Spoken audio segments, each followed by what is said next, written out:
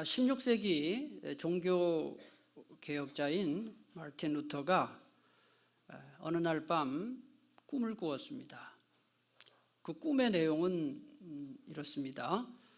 마귀가 나타나더니 루터가 지은 죄들을 하나하나 다 기록한 이 죄목들을 딱 들고 나타나서 그걸 하나하나 루터에게 보여주면서 네게 이런 죄들이 있으니 오늘 나와 함께 지옥으로 가자, 그렇게 말을 했습니다.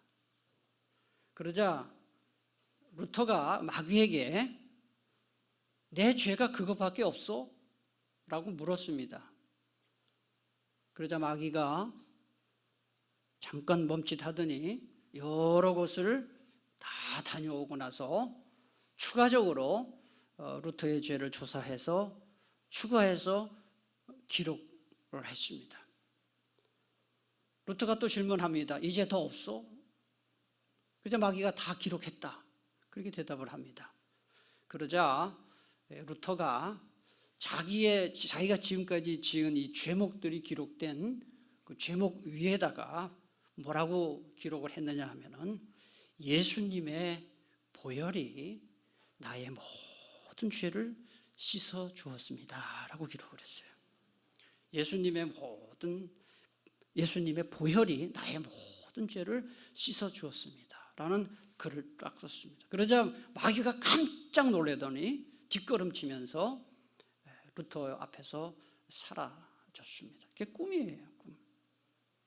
만약에 이게 아무 의미 없는 개꿈이라면 루터가 이 꿈 이야기를 굳이 우리들에게 남겨두었겠습니까?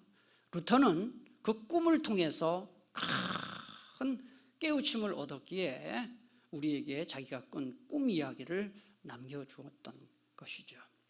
그렇습니다.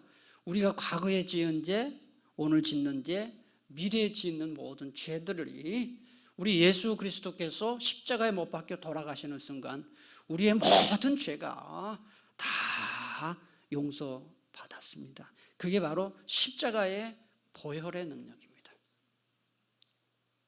그래서 이 시간 한번 우리가 늘 예수님의 십자가가 얼마나 우리에게 의미가 있는가, 주님의 보혈이 우리에게 얼마나 의미가 있는지는 알지만 한번 그 의미를 생각하면서 찬송 한 장을 천천히 한번 의미를 생각하면서 좀 함께 부를까 합니다. 반주를 천천히 한번 해주시기 바랍니다. 가사의 의미를 생각하면서 십자가의 보혈의 능력이 얼마나 큰 은혜 능력이 있는지를 한번 같이 한번 찬송하겠습니다.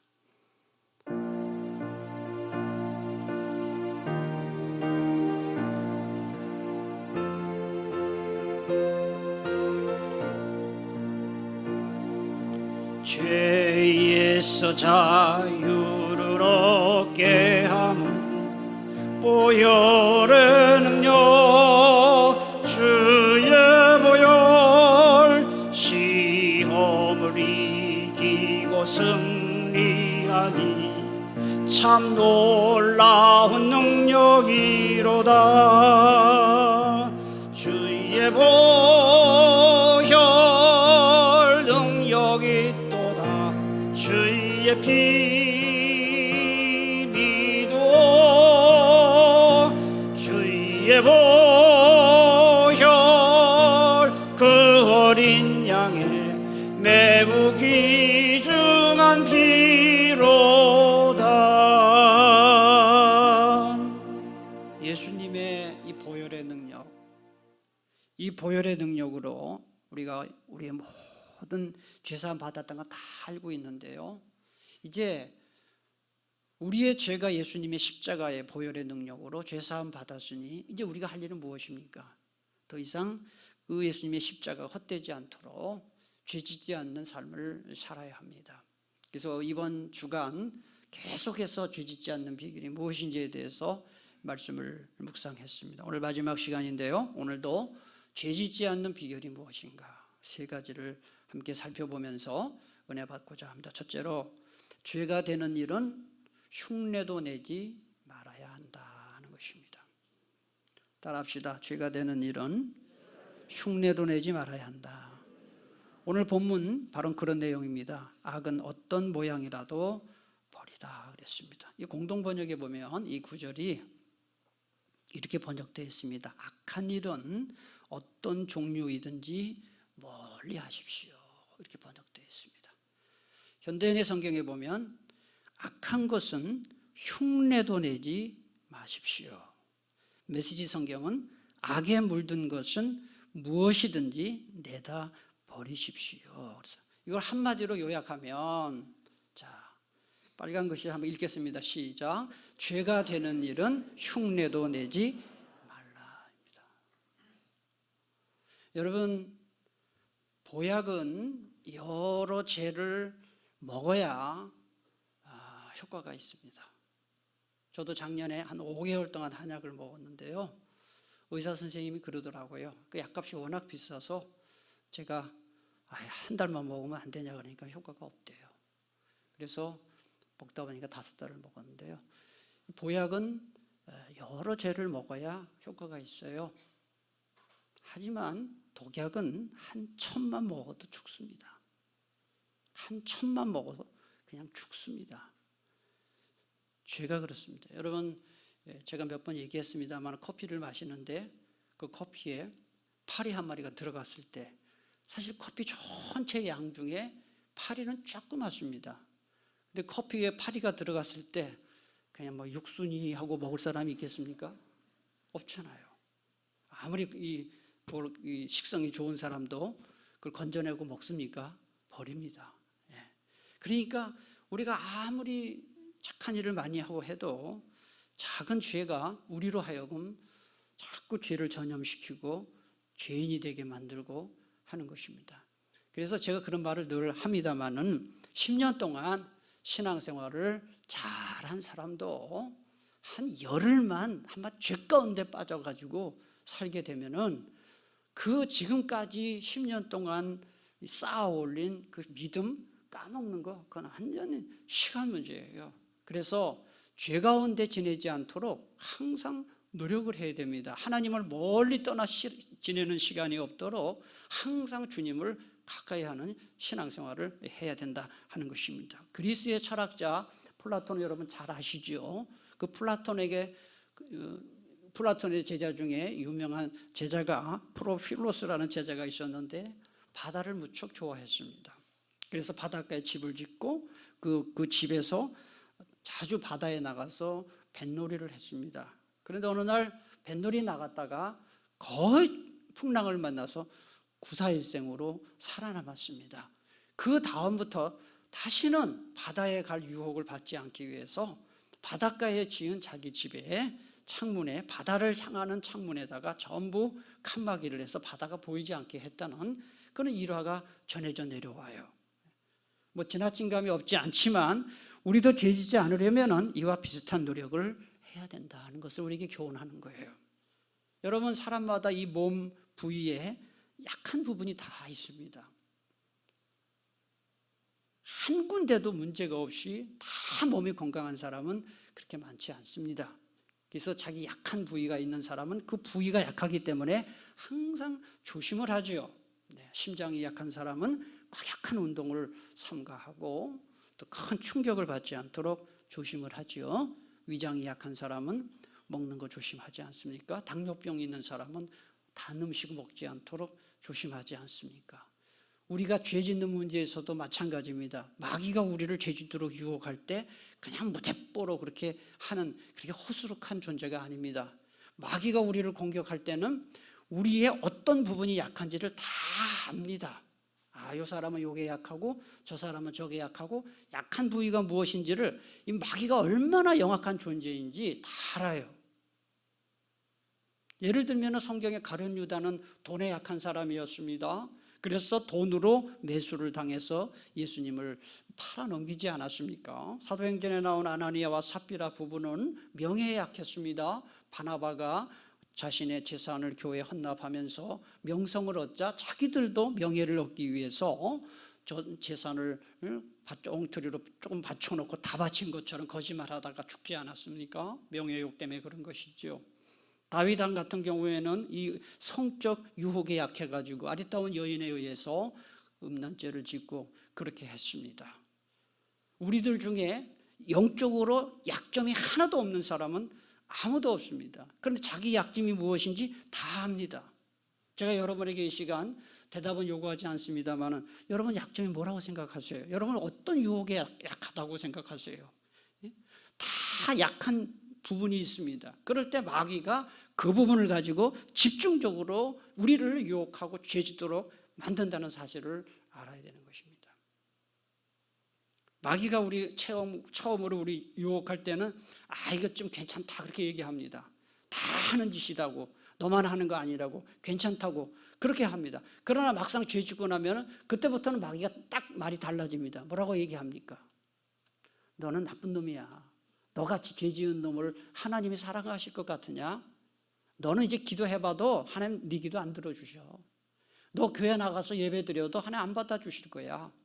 그 죄책감을 강하게 집어넣어서 하나님과 우리를 자꾸 갈라놓으려고 애를 쓰는 것이 마귀의 존재입니다. 그러므로 항상 우리는 죄가 되는 일은 흉내도 내지 않도록, 죄가 되는 일은 조금이라도 짓지 않도록 노력하는 것이 우리가 할 일입니다.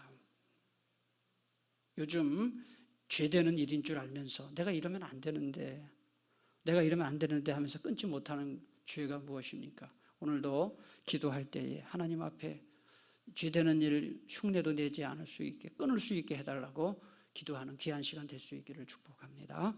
두 번째로, 죄 짓지 않으려면 죄 짓는 습관을 끊어야 된다는 것입니다. 습관을 끊어야 된다는 거예요. 여러분, 사람은요 이렇게 생각하면서 하는 것 같지만 하루 이렇게 지나고 보면은 다 습관대로 하는 것입니다. 먹는 식습관대로 음식을 먹고요. 네. 또 여러분 어디 갈 때도 보면 자기가 늘 가던 길로 갑니다. 세수할 때도 보면 희한해요. 자기가 씻는 순서가 있어요. 양치질 할 때도 씻는 순서가 있고요. 사람마다 다 달라요. 습관이 다 달라요. 나쁜 일이든 좋은 일이든 이 습관에 따라서 우리가 삶을 살아가는 것입니다. 그래서 습관이 그 사람의 운명을 만들죠. 누가복음 22장 39절에 보면 예수님의 습관이 나와 있습니다. 예수께서 나가사 습관을 따라 감람산에 가셨다 그랬습니다. 예루살렘에 가면 그 밑에 예루살렘 성 저쪽에 보면은 올리브산이 있습니다. 감람산은 올리브산입니다. 예수님은 하루 일을 마치면은 반드시 올리브산에 가서 기도하는 습관을 가지셨습니다. 습관을 따라 감람산에 가셨다는 것은 예수님께서 기도하러 가셨다는 뜻입니다. 그러니까 예수님은 날마다 하루 사역을 마치고 감람산에, 어떤 때는 새벽에 가셨죠. 그래서 올리브산에 가서 기도하시고 그날을 마무리하는 좋은 습관을 갖고 계셨습니다. 히브리서 10장 25절에 보면은 모이기를 패하는 어떤 사람들의 습관과 같이 하지 말라는 말씀이 나옵니다. 모이기를 패한다는 게 뭡니까? 예배에 나가지 않고, 기도에 나가지 않고, 교제하는 일에 나가지 않는, 아주 이 예배 모임, 기도 모임, 교제하는 모임 이런 데 참석하지 않는 나쁜 습관을 가진 사람처럼 그렇게 살지 말아라, 그 말씀입니다. 예레미야 22장 21절에 보니까 네가 어려서부터 내 목소리를 청종하지 아니함이 네 습관이라 그랬어요. 이게 무슨 불순종 습관입니다. 말씀과 상관없이 사는 나쁜 습관입니다. 고린도전서 8장 7절에 보니까 어떤 이들은 지금까지 우상에 대한 습관이 있다 그랬습니다. 우상 숭배하는 습관이 있다 그랬습니다. 이 습관, 나쁜 습관, 죄되는 습관을 끊지 않고는 절대로 우리의 믿음이 자랄 수 없다, 그 얘기를 하고 있는 것입니다. 손에 만약에 상처가 나서 이게 아주 고름이 있다고 합시다.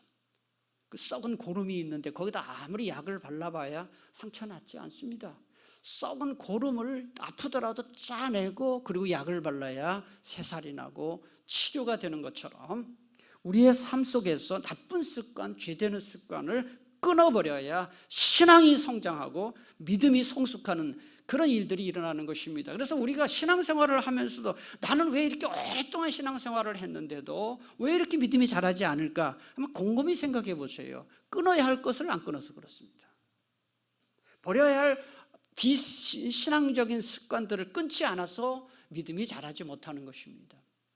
끊을 걸 끊지 않고 절대로 앞으로 나아갈 수가 없는 것이죠. 이 습관이 잘못되면 얼마나 나쁜 일이 벌어지는지 한번 생각해 봅시다.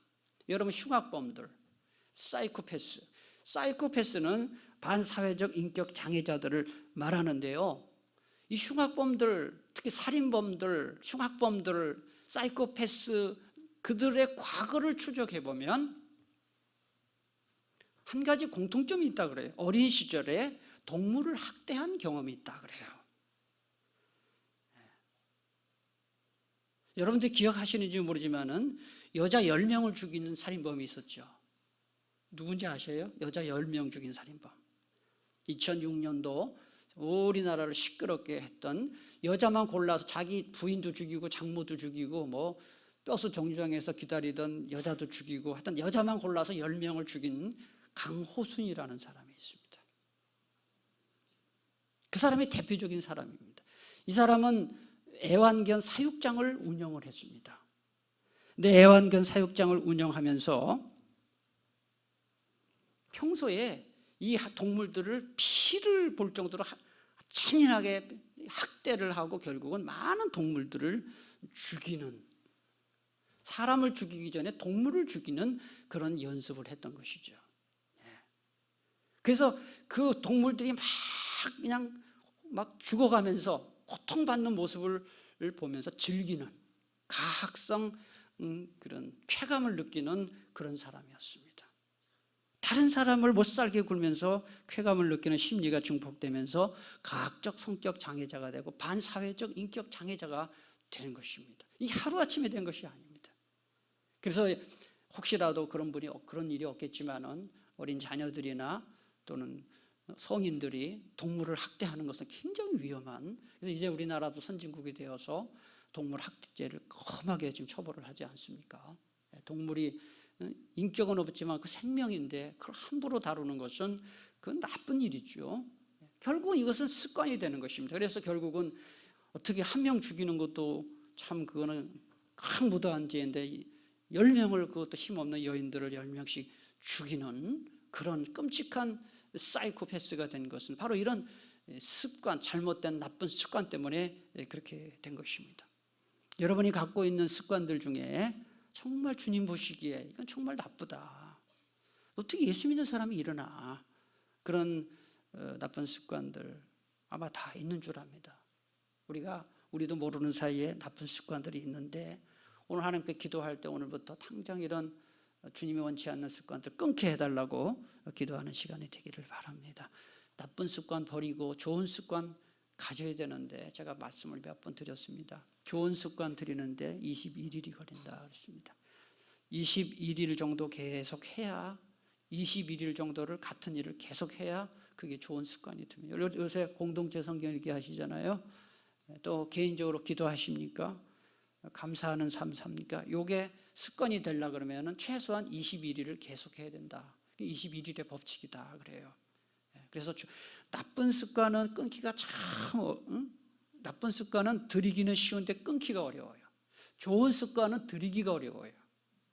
그래서 우리가 정말 이번 고난주간을 통해서 하나님 앞에 정말 가까이 나아가는 경건한 습관을 들이는 그런 계기가 될 수 있기를 축복합니다. 마지막으로 죄를 미워해야 된다 하는 것입니다. 시편 119편 128절에 보니까 내가 범사에 주의 모든 법도들을 바르게 여기고 모든 거짓 행위를 미워한다 그랬습니다. 죄를 이기는 비결은 죄를 미워해야 된다 하는 것입니다. 마지막으로 성경 구절 한 군데 다 같이 찾아서 봉독하겠습니다. 잠언 8장 13절입니다.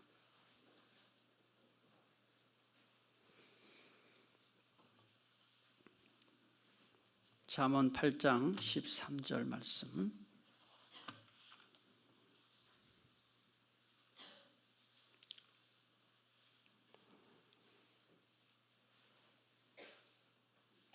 우리 함께 봉독하겠습니다. 여호와를 경외하는 것은 악을 미워하는 것이라. 나는 교만과 거만과 악한 행실과 패역한 입을 미워하느니라. 여기 보면 앞부분 보니까 여호와를 경외하는 것은 뭐냐? 뭐를 미워하는 거라 했습니까? 이게 죄를 미워하는 것입니다. 하나님을 경외한다, 하나님을 섬긴다는 것은 뭐냐? 죄를 미워하는 것이다. 악을 미워하는 것이다. 그랬습니다.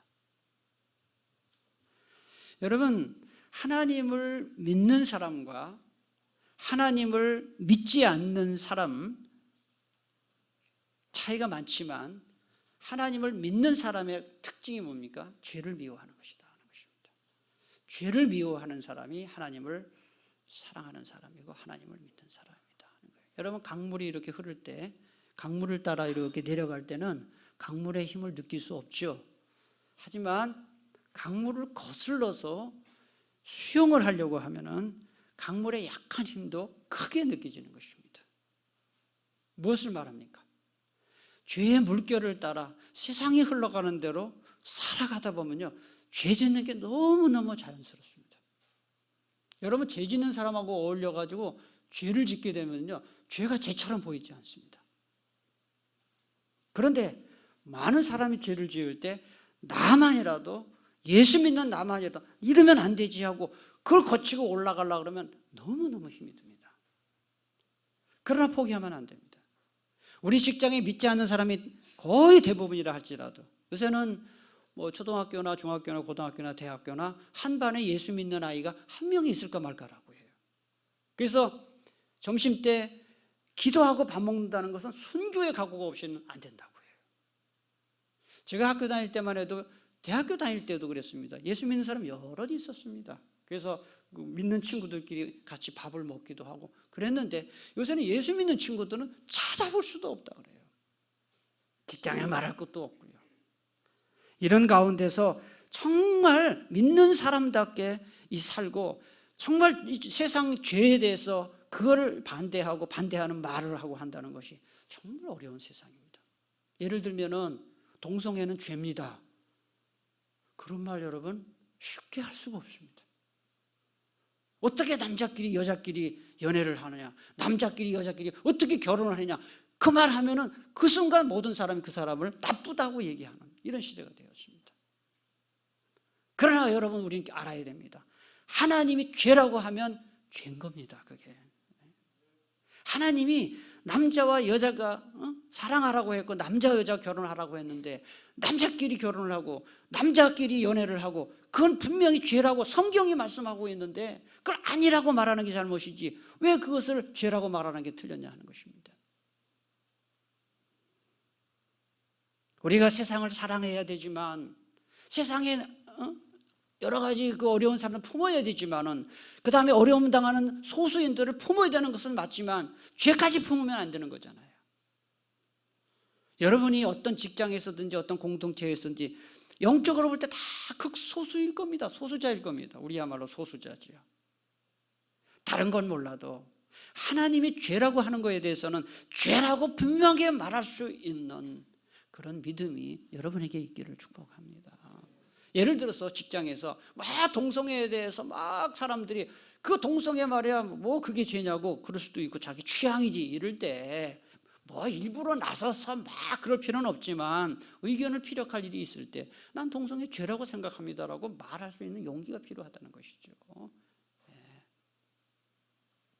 국회의원 중에 동성애 막 동성 결혼이고 막 그렇게 법을 추진하는 국회의원한테 우리 어떤 목사님이 대놓고 질문을 했대요. 당신 말이야, 응? 너무 화가 나니까 그랬겠죠. 당신 며느리가 남자가 며느리 들어오면 허락하겠냐고. 당신 사위가 여자가 사위로 들어오면 허락하겠냐고. 그러니까 뭐 그럴 일이 있겠냐고 그러더라는 거예요. 그게 양심이 없는 거죠. 왜 이렇게 무책임하게 말이죠. 요새 세상이 돌아가는 걸 보면서 참 마음이 아파요. 이런 완전히 창조 질서가 파괴되고, 죄송합니다. 이 중에 상처받을 분이 있는지 모르겠습니다만은 이게 뭐 결혼하지 않고도 그냥 아이를 낳을 수 있는, 결혼하지 않고 그냥 동거만 하고 사는 것도 죄가 아니다. 뭐 그다음에 뭐 결혼을 일부러 이제 안 하는, 부득이해서 안 하는 것도 아니고, 이런 일들은 이거 성경의 창조 질서에 어긋나는데, 성경이 분명히 죄라고 하는 것은 죄라고 말해야 되고, 성경이 하나님이 원하시는 창조 질서를 우리는 알면서 자꾸 우리는 세상의 눈치 보고 이러면 안 되는 것이죠. 하나님은 사랑하고 죄는 미워하는 정말 너무나도 당연한 이 믿음이 오늘 우리에게 절실히 요구되는 시대에 살고 있습니다. 여러분, 하나님 사랑하시기 바랍니다. 죄는 미워하시기 바랍니다. 그래야 우리는 주님 원하시는 삶을 살 수가 있습니다. 아무쪼록 고난주간에 우리가 죄 짓지 않는 비결에 대해서 쭉 묵상을 했는데요, 결국 우리 힘으로 되지 않습니다. 보혈의 능력만이 우리로 하여금 경건하게 살 수 있도록 만듭니다. 이 시간 주님의 십자가 붙들고 다시 한번 기도하고 힘을 얻고 새 힘을 얻고 다시 한번 주님의 믿는 사람답게 죄를 미워하고 하나님 사랑하는 삶을 살기로 혈전하는 기도하는 시간 갖도록 하겠습니다. 이 시간 기도 제목을 드리겠습니다.